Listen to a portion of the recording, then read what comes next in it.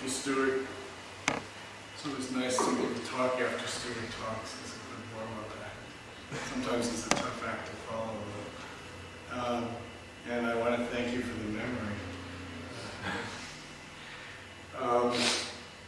Stuart reminded me, I had been to Zen Master Bon Soeng's retreat hut before. I think the first time I was in Korea was in 1993. And my memory of walking up that path, it was a beautiful day. I was in a very wide open place. We were having a wonderful tour. I had never seen all of these Korean temples before. And they're really quite magnificent, especially for the first time seeing it. So we walk up this trail, and it's fairly steep. It probably took about 15 minutes or so to walk up. And as we're getting near the top, there's this, as Stuart describes, this little hut right there. And I think, wow, he spent 100 days in that hut. And then I noticed, well, people are continuing on. Well, it turned out what I thought was his hut was the outhouse. And so when I saw what we call his hut, that was maybe almost as big as this room. It seemed pretty luxurious to me. I thought, well, it wasn't as ascetic as I had thought it was while I was walking up the hill.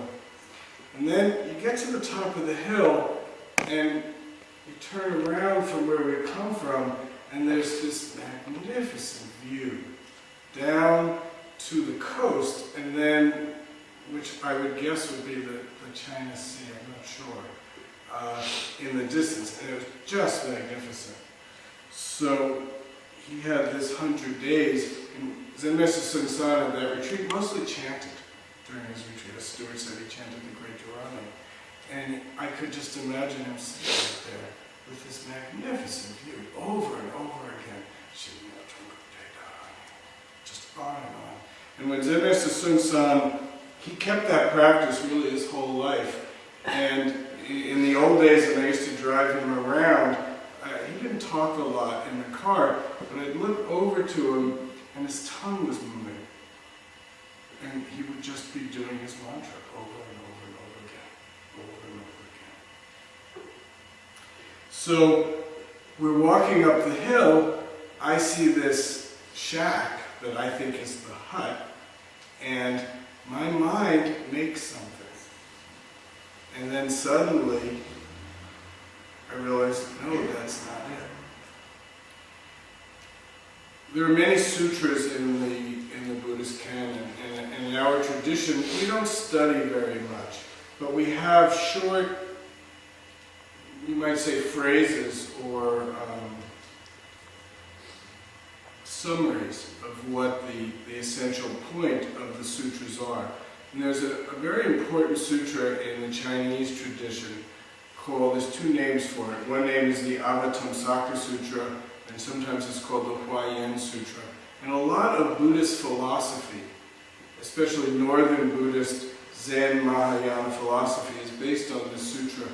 And the way we say it, and we chant it in our morning bell chant, and it says, if you want to understand the ways of the Buddhas of the past, present, and future, you must realize that everything is created by mind alone.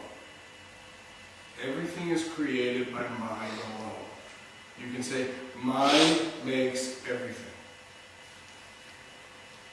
That doesn't necessarily, although if we get down theoretically, you could say mind is making this floor, which is made out of wood.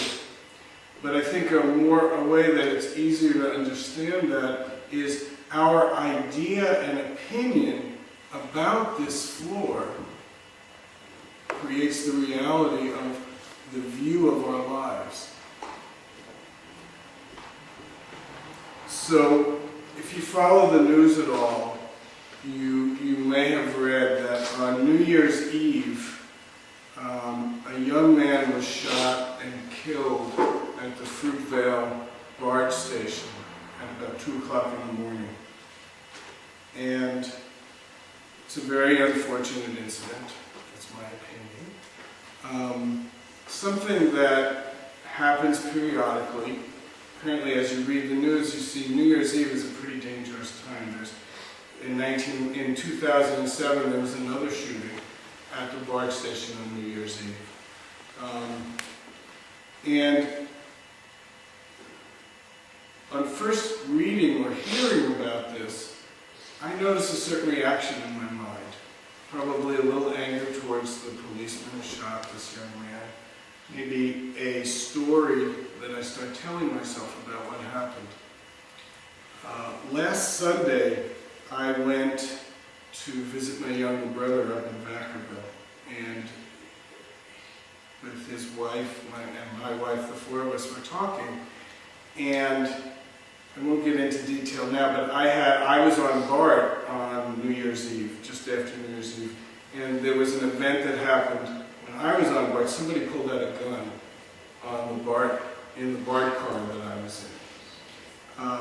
So we started talking about the situation, and my sister-in-law said that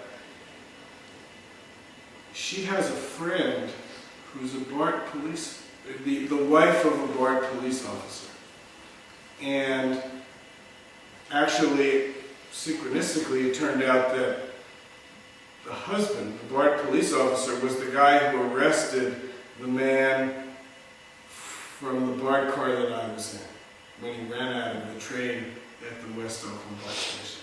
But this is why we were talking about it. The interesting part to me was, then we started talking about the shooting that happened at the Fruitvale BART station.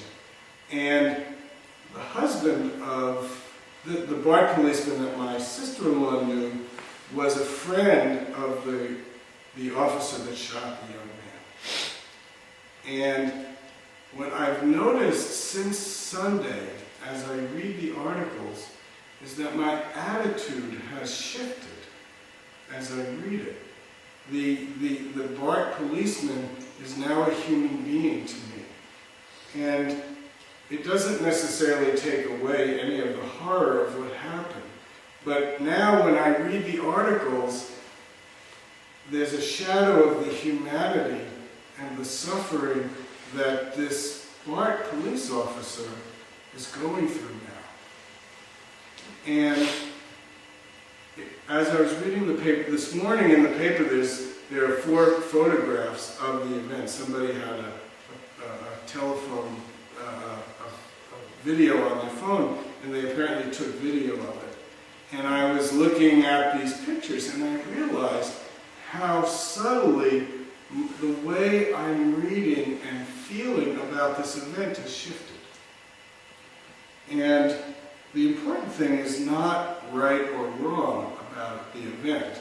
It's important for the people who are involved in the event, of course. But it was a beautiful example to me of how subtly our minds can change when we get different information, and how that change affects our sense of reality. That's, to me, a very concrete example of mind makes everything. And very often we don't have the full story. And we're always basing our idea and opinion on these few facts that we have. So Stuart was talking about having a question. Sometimes we call it a don't know mind. And we're practicing to remember, in a sense, that we don't know the whole story. And to leave ourselves open to the moment, not fixed by the story that we tell ourselves